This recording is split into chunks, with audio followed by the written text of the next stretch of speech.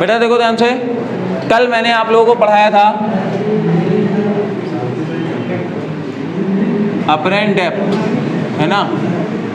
तो उसमें मैंने आपको कल बताया था, ध्यान सुनना, उसमें मैंने आपको कल बताया था कि अगर कोई ऑब्जेक्ट, ए भाई बात नहीं, अगर कोई ऑब्जेक्ट यहाँ पे रखा हुआ था जिसकी डिस्टेंस कितनी थी, एच दिया था या डी दिया था, डी, ओके। तो यहाँ से अगर कोई ऑब्जर्वर, मतलब देखो यहाँ से कोई ऑब्जर्वर देखेगा तो उसको ये इमेज कहाँ पे दिखाई देगी, यहाँ पे। बेटा ध्यान से सुनना, आप शांत हो जाओ। कल मैंने आपको ये चीज़ बताई थी,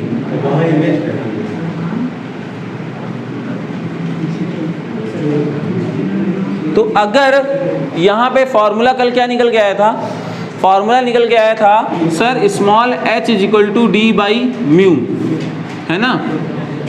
तो लेकिन मैं आपको थोड़ा सा आज एक चीज़ सजेस्ट करना चाहूँगा कि ये फॉर्मूला मत रटिएगा। आपको अगर करना है तो कैसे करना, ये है म्यू टू, ये है म्यू वन, या इसमें कह सकते हो ये म्यू वन कह सकते हैं जहाँ पे ऑब्जर्वर है, ठीक है। अब ध्यान सुनना बेटा, यहाँ पे हम लोग क्या देखने वाले हैं कि जो हमारा h आएगा, h is equal to d upon, यहाँ पे क्या निकलने वाला है, mu two by mu one, ये आने वाला है, जिसको हम लोग लिख सकते हैं म्यू रिलेटिव। और म्यू रिलेटिव होगा क्या, ये ध्यान से सुनो, म्यू रिलेटिव होगा where object present upon where observer. ये आप थोड़ा सा ध्यान दीजिएगा। तो अगर हमारा जो फॉर्मूला बन जाएगा वो क्या फॉर्मूला बनेगा, apparent depth is equal to real depth upon mu relative. ध्यान से सुनना बच्चे, ये आखिर मैं क्यों बोल रहा हूँ, ये बहुत इंपॉर्टेंट बात है, ठीक है। क्योंकि ज़रूरी नहीं है कि हमेशा हमारा अपरेंट डेप्थ कम ही हो। अभी ऐसे केस हम लोग देखेंगे जहाँ पे अपरेंट डेप्थ क्या होगा, ज़्यादा होगा। अपरेंट डेप्थ नहीं होगा उसको हम अपरेंट हाइट बोलेंगे, ठीक है। तो बोलो ये कॉन्सेप्ट समझ में आया कि नहीं आया। फिर से मैं आपको एक बताता हूँ कैसे किया हम लोगों ने, फिर से सुनो।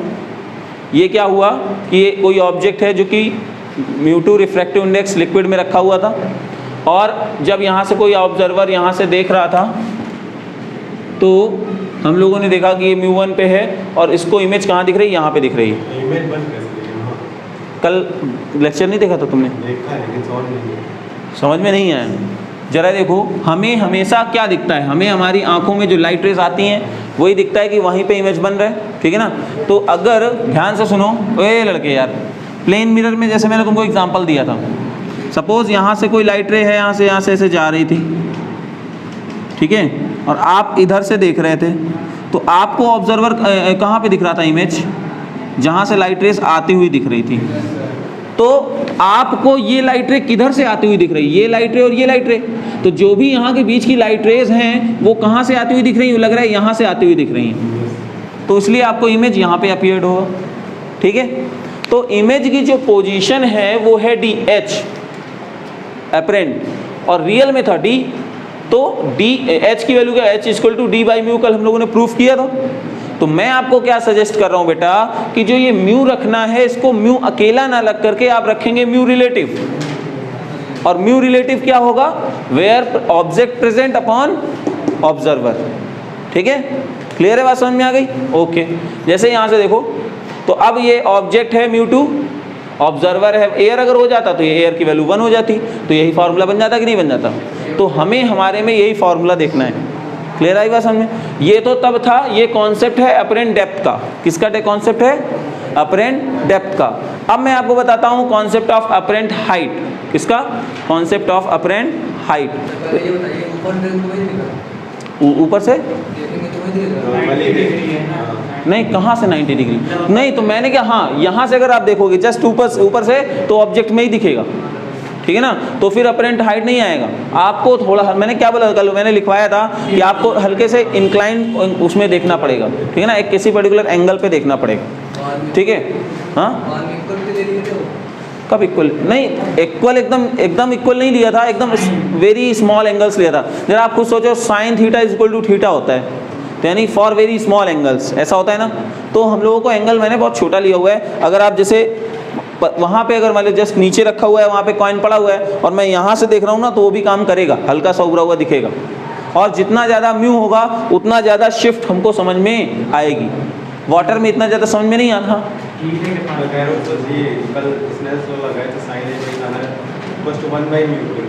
1/μ क्यों लिया था? इसीलिए क्योंकि हमने स्नेल्स लॉ कभी तुमको ये नहीं पढ़ाया कि sine i by sine r equal to mu. हमने तुमको पढ़ाया है sine i by sine r equal to μ2 by μ1। अगर आप ये लेके चलते ना, ये लेके चलते तो हमारा जो फॉर्मूला है यही डिराइव होके आता। बोलो बात समझ में आ रही नहीं आ रही? क्लियर है? अगर आप वो formula sine i by sine r equal to μ2 by μ1 निकल के आता, बोलो बच्चे, लेकिन यहाँ पे ये ना निकल के आता। हाँ ये आता μ1 बाई μ2, ये आता। क्यों? क्योंकि साइन आई हमारा किधर था? साइन नीचे था, आर ऊपर था, इसलिए हमारा यहाँ पे ऐसा आएगा। क्लियर है? आई बात समझ में? ये चीज़ समझ पा रहे हो? ठीक है। अब मैं आगे बढ़ता हूँ। अपरेंट हाइट, अपरेंट हाइट का कॉन्सेप्ट क्या होगा? अपरेंट हाइट, जरा ध्यान सुनना, पहले देख लो। जैसे मान लो कोई ऑब्जर्वर है जो वाटर में है और ऊपर वाली चीज़ों को देख रहा है। जैसे ये देखो, सपोज अब यहाँ पे कोई ऑब्जेक्ट है बेटा, यहाँ पे कोई ऑब्जेक्ट है, तो यहाँ पे अगर कोई ऑब्जेक्ट है तो देखो उसकी दो लाइट रेज हम लोग ले लें। बहुत ज़्यादा टेढ़ी कर दिया, ठीक है, ध्यान सुनना बेटे। तो अगर ये इसकी हाइट h थी, सॉरी x ले लेते हैं, एक्चुअल में x हाइट में था, ठीक है। अब ये देखो लाइट रेज जा रही है, यहाँ पे जो ऑब्जर्वर है उसको क्या दिखेगा? अरे भाई ये लाइट रेज कहाँ से आ रही हैं? यहाँ से।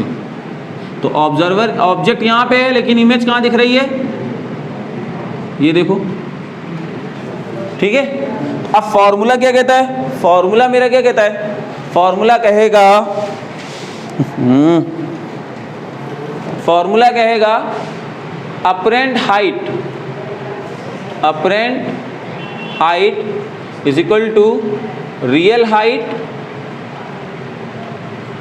Upon mu relative. बोलो हो जाएगा नहीं हो जाएगा? है ना, फॉर्मूला सेम रहेगा। तो अब क्या करेंगे? x upon mu relative. तो हमें क्या बताया था? Mu relative where object is present upon where observer, है ना। तो अगर ये μ2 है, ये μ1 है, तो यहाँ से फॉर्मूला क्या आ जाएगा? Where object is present μ1 by μ2। तो h इज इक्वल टू क्या आ जाएगा? μ2 x अपॉन μ1। अगर μ1 एयर है बेटा, अगर μ1 एयर है, ये अगर यहाँ पे एयर ले लेंगे तो अगर फॉर एयर यहाँ पे क्या हो जाएगा? μ1 की वैल्यू 1 हो जाएगी, तो h की वैल्यू क्या? μ इंटू x आएगा। यानी देखो हाइट, अपरेंट हाइट मेरी बढ़ के आ रही कि नहीं आ रही? बोलो बच्चे, बात समझ में आ रही नहीं आ रही? क्लियर कॉन्सेप्ट है? बात समझ में आ गई? एक बार देख लो, अगर किसी को कोई डाउट हो तो मुझे बताओ।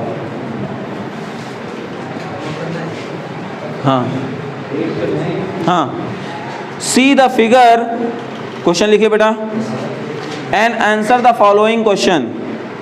सी the figure and answer the following question. Number 1, find apparent height of the bird. Find, हाँ, apparent height of the bird.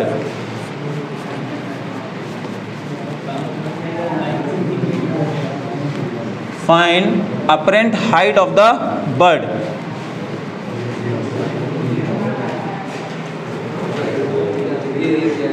तो यहां से क्या हो जाएगा? दूसरा है find apparent depth of the fish. Find apparent depth of the fish.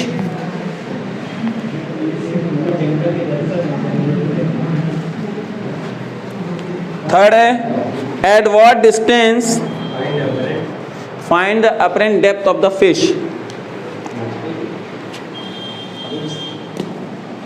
Red वाला मार्कर किधर की? सर आपका रेड वाला मार्कर से बात। पहले है number 1 find apparent height of the bird, number 2 find apparent depth of the fish, third है at what distance from the bird, at what distance will the bird appear to the fish. ठीक है, और last है at what distance, third है at what distance will the bird appear to the fish, और last है at what distance will the fish appear to the bird. ठीक है, ये पानी के अंदर एक फिश रहेगी, ये पानी है, ठीक है बेटा, ठीक। और यहाँ पे देखो एक बहुत ही सुंदर सी फिश है, फिश,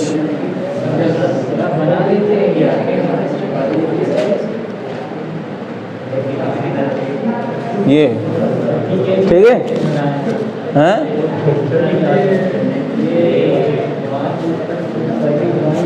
ठीक है, और ये एक है बर्ड, ठीक है, और ये डिस्टेंस कितनी गिवन है, ये भी 36 मीटर पे है, ये तो काफ़ी ऊपर बना दिया है इसको,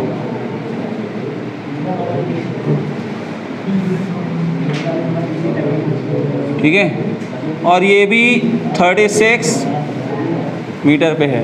ये क्वेश्चन बना हुआ है, ठीक है। आपको पूछा जा रहा है कि फिश की अपरेंट डेप्थ कितनी है, बर्ड की अपरेंट हाइट कितनी है, बर्ड को फिश कितनी दूरी पे दिखेगी और फिश को बर्ड कितनी दूरी पे दिखेगी। ठीक है, ये क्वेश्चन है। वाटर का रिफ्रैक्टिव इंडेक्स होता है 4/3। यही तो प्रकृति का खेल है, प्रकृति ने सबके बारे में सोच रखा है, ठीक है ना।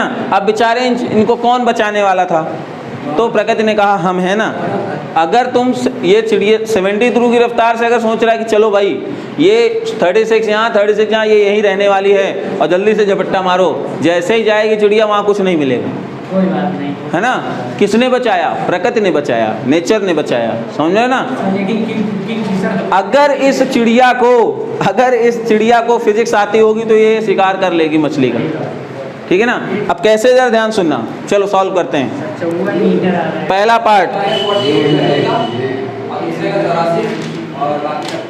चलो चलो चलो चलो पहला पार्ट क्या कह रहे हैं? ओए पहला पार्ट क्या बोल रहा है? Apparent height. ओके, जरा बेटो लड़के शांत हो जाओगे। अपरेंट हाइट पूछ रहे हैं ना, तो अगर अपरेंट हाइट की हम लोग बात करें तो सर अभी हम लोगों ने फॉर्मूला देखा है, H = म्यू इंटू, ठीक है। कहोगे सर ये फॉर्मूला क्यों लगा रहे हैं जब आपने हमको सही में कुछ बता दिया है। कौन सा formula? Apparent = real upon mu relative. Mu relative मतलब कौन? म्यू रिलेटिव मतलब वेयर, पहला वाला क्या था? हाँ, ऑब्जेक्ट जहाँ पे है, तो ऑब्जेक्ट कहाँ पे है? μ1 पे। ऑब्जर्वर कहाँ पे है? μ2 पे, ठीक है ना। ठीक है, तो अब जरा ध्यान सुनिए, ये ऑब्जेक्ट है तो ऑब्जेक्ट कितना हो जाएगा? 1, क्योंकि ऑब्जेक्ट एयर पे है ना, बोलो बेटा। और ये वाटर है, तो ऑब्जेक्ट है एयर पे इसलिए इसकी वैल्यू 1, और ऑब्जर्वर कहाँ पे है? वाटर पे, इसलिए μ2 की वैल्यू 4/3। तो h की वैल्यू कितनी आ जाएगी? 36 × 4/3, तो कितना हो गया? 48 मीटर है ना। तो अब देखो भाई, मतलब ये इस सरफेस से कितने ऊपर रहेगा? 48, ठीक है ना। और कहोगे रियल में सर दिखने कितने वाला है, कितने में दिखेगा इसको? तो फिश जो इसका 4th पार्ट होगा ना, आई थिंक फिश को टोटल बर्ड कहाँ दिखेगी? फिश को टोटल बर्ड जो दिखने वाली है वो कितनी दिखने वाली है? तो जो इसका फोर्थ पार्ट है उसका आंसर आ जाएगा total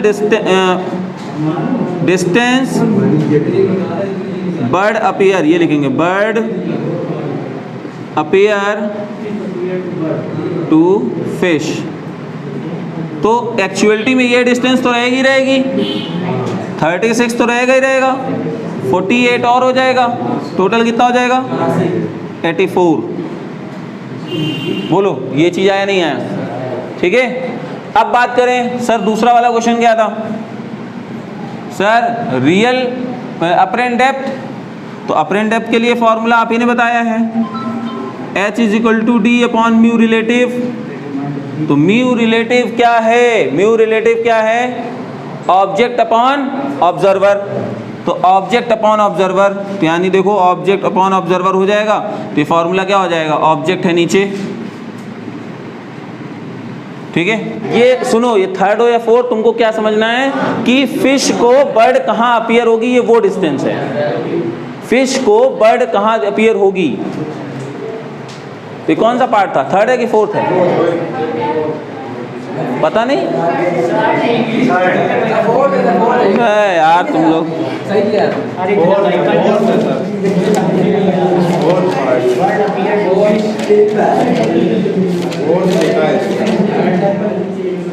At what distance will the fish appear to the bird?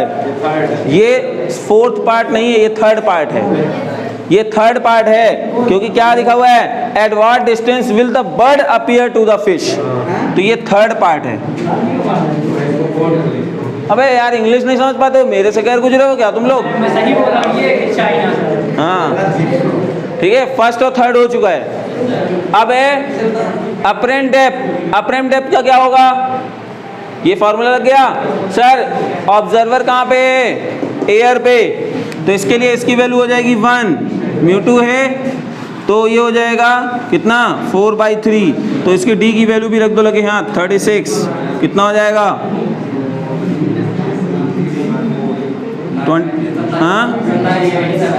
27, ठीक है। तो ये 27 मीटर, जरा ध्यान सुनना बच्चे, ठीक है। अब इसका जो फोर्थ पार्ट होगा वो देखो इधर, कौन सा होगा कि सर बर्ड को फिश कितनी दूरी पे दिखने वाली है? बर्ड को फिश कितनी दूरी पे दिखने वाला है? ध्यान सुनना बच्चे, सर 36 तो रहेगा ही रहेगा और 27 और ऐड करो, कितना हुआ? हाँ 63। अब जरा ध्यान से सुनना बेटा, ठीक है। एक्चुअल में थे 72 मीटर पे, एक्चुअल में मतलब हमको जो यहाँ से दिख रहे हैं वो कितना दिख रहे हैं? अगर बर्ड ने यही सोचा कि 36 इधर का 36 इधर का, तो 72 और वो 72 की रफ्तार मतलब चाहेगा कि नहीं हाँ मैं इतनी ही डिस्टेंस पे जाऊँ, ठीक है। और उतना टाइम किसको मिल जाएगा? उतना टाइम मिल जाएगा इसको, फिश को। मतलब ये आके यहाँ तक आएगा और चला जाएगा, कहे यार नहीं सॉरी, वो तो जाना चाहेगा यहाँ तक, लेकिन ये अपीयर कहाँ है? दूसरी जगह हो रहा है, तो इसकी वजह से क्या होगा? ये बच जाएगी और नीचे आएगी। समझ में आया? ठीक है। तो ये इतना कॉन्सेप्ट है, न्यूमेरिकल्स किए हैं, अगर ना आया हो तो मुझे बताओ। हमें क्या याद रखना है?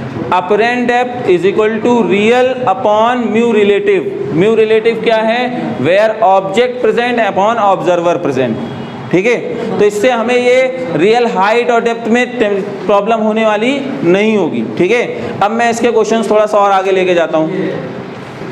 हाँ लिखिए, लिखो बेटा।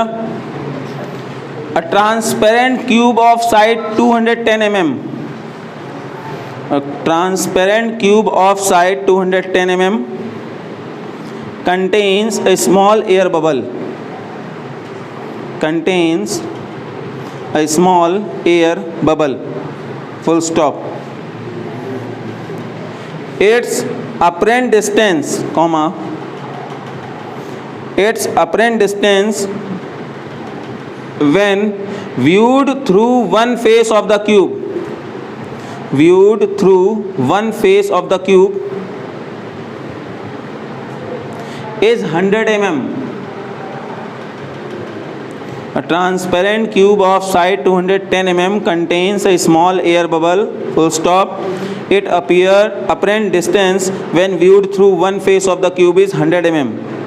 And when viewed through the opposite face,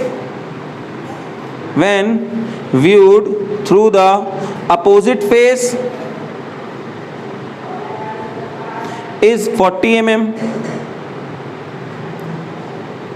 Full stop. What is the actual distance of the bubble? What is the actual distance of the bubble from the second face, and what is the refractive index of the material of the cube? What is the refractive index of the material of the cube? ये question है, ठीक है बेटा, इसको try करने की कोशिश करो। मैं आपको हिंट दे रहा हूँ कि इसको किया कैसे गया है, ठीक है। ये आपके पास बेटा एक क्यूब गिवन है, ये क्यूब मैंने सामने से आपको ऐसे दिखा दिया गया, और इसकी साइड कितनी गिवन है, 210 mm गिवन है। सपोज आपके पास कोई एक बबल है यहाँ पे ग्लास में, जैसे कभी कोई होता है ना कि ग्लास में बबल है अंदर। अब मैं वो उसको यहाँ से अगर देखता हूँ इधर से, तो इस तरफ से जो अपरेंट डिस्टेंस मुझको दिखती है वो कितनी दिखती रही है, कितना है, 100 mm, ठीक है बेटा। और अगर इधर से कोई देखता है फेस 2 से तो 40 mm दिखता है। तो अगर करेंगे कैसे, तो हम लोग लेट कर लेंगे बेटा कि इसका रिफ्रैक्टिव इंडेक्स है म्यू, और यहाँ से इसकी डिस्टेंस है x, और ये डिस्टेंस है 201 माइनस x। तो एक्चुअल डिस्टेंस कितनी है यहाँ पे, x। तो हम लोग लिखेंगे फ्रॉम फेस फर्स्ट, ये फेस फर्स्ट मान लेते हैं हम लोग, इसको फेस सेकंड मान लेते हैं। तो अगर फर्स्ट से लिखोगे तो यहाँ पे फॉर्मूला क्या लगाएंगे, apparent depth is equal to real depth upon mu relative. Mu relative का फॉर्मूला क्या होता है, where object present upon observer. तो यहाँ से हम लोग लिखेंगे सर रियल में कितना है x upon where object present mu, where observer present 1, ठीक है ना। और ये कितना गिवन है, 100 mm। This is equation number first. आ जाएगा नहीं आ जाएगा। अब बात करते हैं फ्रॉम फेस सेकेंड।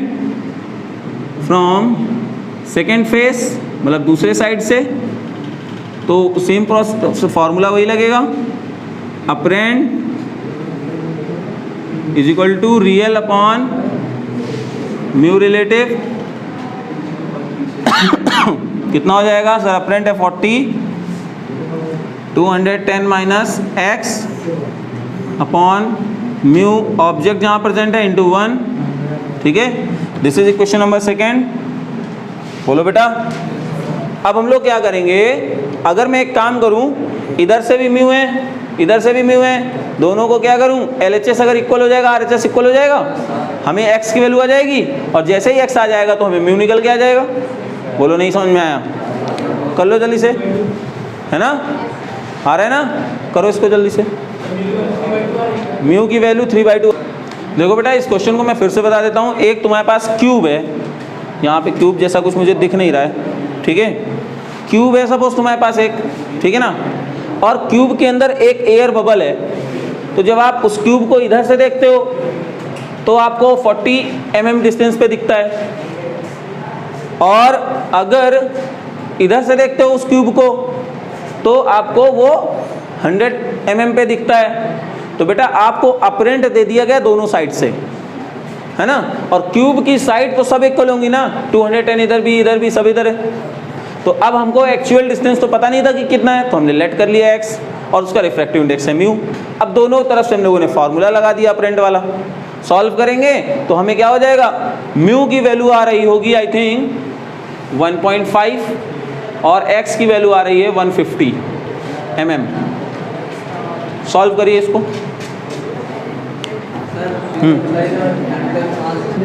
एक बात समझो बेटा, मेरी बात समझिए वही लड़के, जब कभी भी ऑब्जेक्ट किसी मीडियम के अंदर होगा और ऑब्जर्वर बाहर होगा तो हमेशा अपरेंट की वैल्यू कम आएगी, और जब हमारे लिए ऑब्जर्वर कहाँ पे है, लिक्विड मीडियम के अंदर है और ऑब्जेक्ट बाहर है, तो फिर वो चीज़ ज़्यादा आएगी। आपने फॉर्मूला नहीं देखा क्या, अपरेंट हाइट के लिए आ रहा है h की वैल्यू म्यू इंटू एक्स और वहाँ पे आ रहा है d बाई म्यू। क्लियर है नहीं? तो इसको नोट करो बेटा, सॉल्व करो। नेक्स्ट क्वेश्चन है बेटा, लिखो when object is placed inside of multiple medium,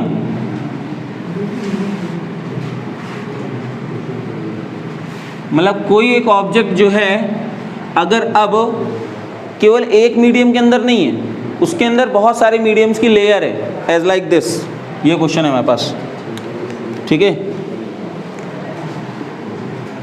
देखो जैसे हो क्या रहा है, पहले यहाँ पे x1 हाइट तक कोई रिफ्रैक्टिव इंडेक्स है जो कि μ1 है, ठीक है, ओके। फिर x2 हाइट तक कोई रिफ्रैक्टिव इंडेक्स μ2 है, और फिर किसी हाइट तक रिफ्रैक्टिव इंडेक्स μ3 है, और ये एयर है μ4 जहाँ पे ऑब्जर्वर आपका रखा हुआ है या देख रहा है, ठीक है बेटा। ओए यार, तो अगर ऑब्जेक्ट मेरा यहाँ पे है, ठीक है, तो इस केस में टोटल अपरेंट डेप्थ कितनी होगी, तो यहाँ पे जो टोटल अपरेंट डेप्थ होने वाली है, टोटल अपरेंट डेप्थ, वो आ जाएगा h इज इक्वल टू जहाँ पे ऑब्जर्वर है उसका रिफ्रैक्टिव इंडेक्स अपॉन इसका मीडियम अपॉन रिफ्रैक्टिव इंडेक्स।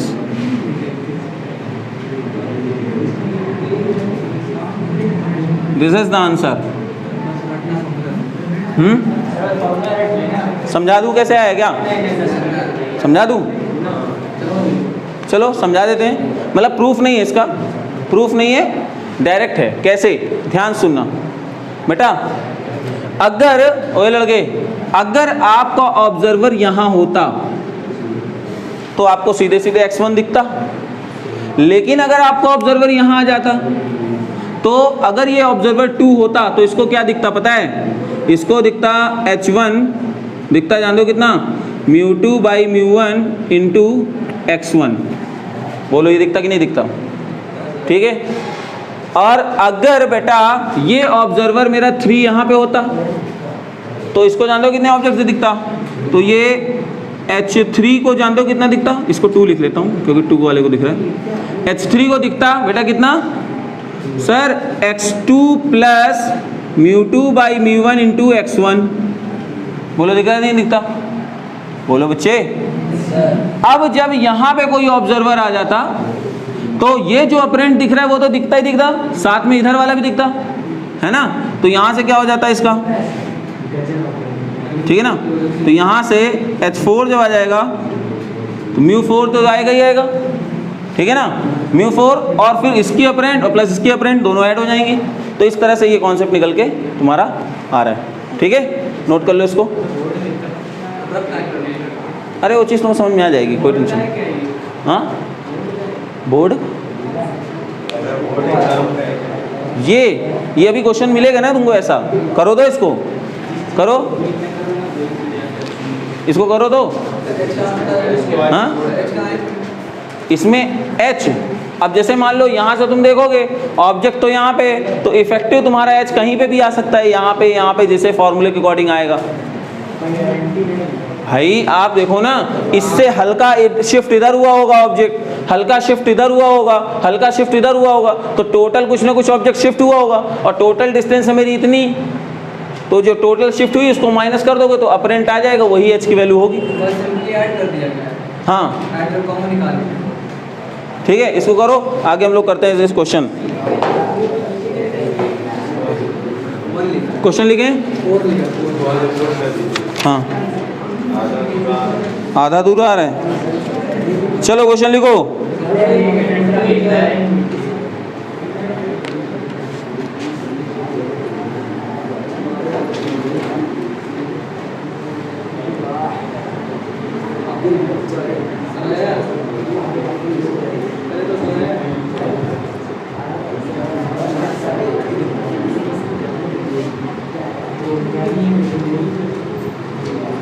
जल्दी करो।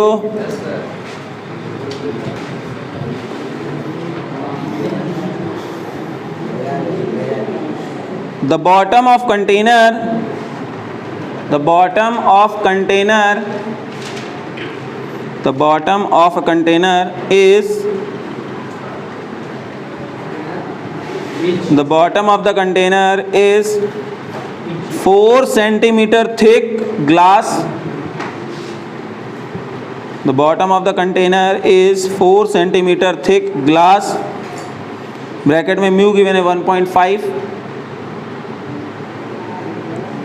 1.5 bracket close. The bottom of the container is a 4 centimeter thick glass. Bracket में mu is equal to 1.5 full stop.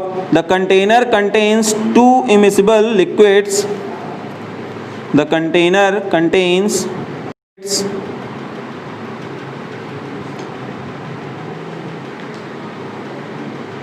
of depth 6 centimeter and 8 centimeter respectively.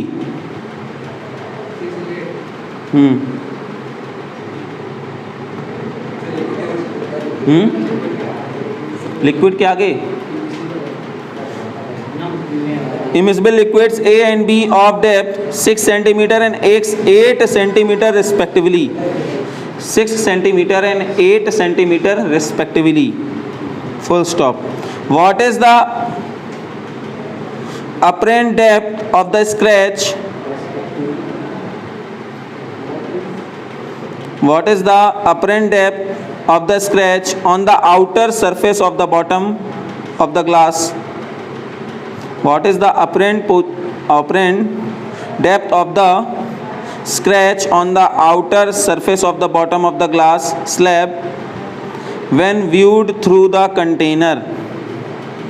When viewed through the container. और refractive index of A and B given है।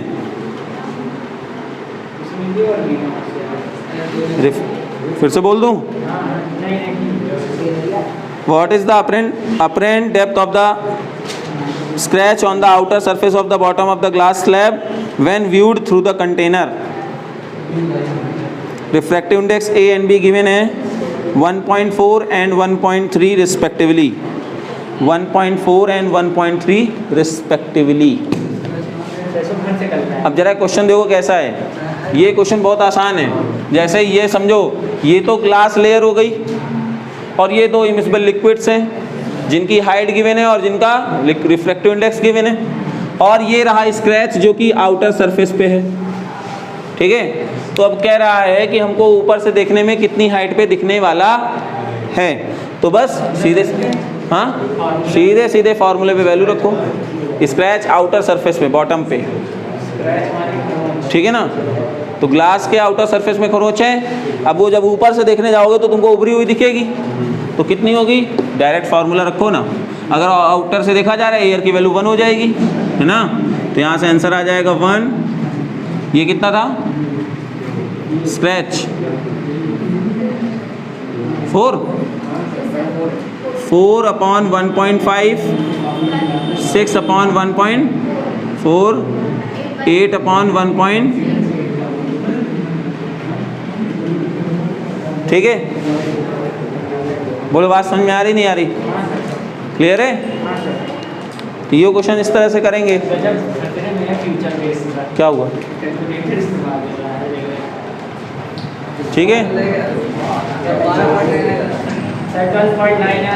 तो हाँ जो भी आ रहा हो, ठीक है, ये इसका आंसर निकल के आएगा।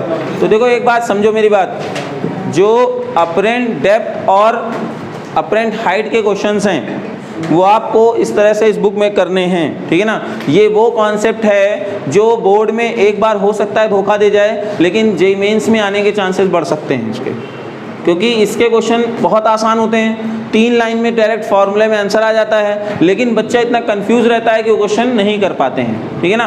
आज आप लोग इसके ट्राई कीजिएगा, कल 1-2 क्वेश्चंस इसके और अच्छे मैं लेके आऊँगा, उसको कराऊंगा। अभी मैं क्या करने वाला हूँ, इसमें मिरर वगैरह नहीं लगा रहा हूँ, ठीक है, क्योंकि वो बहुत ज़्यादा कॉम्प्लिकेटेड होगा, तो कोई मतलब नहीं उसको करने का, ठीक है। चलो कल लगाएंगे फिर। और सुनो, अभी तो प्लेन मिरर लगा रहा है, बाद में वो कर्व मिरर भी लगाएगा, बहुत टफ पड़ जाएगा वो, ठीक है। हाँ, तो इसको आप लोग आज ट्राई कीजिएगा, बाकी हम लोग नेक्स्ट टर्न पे करेंगे।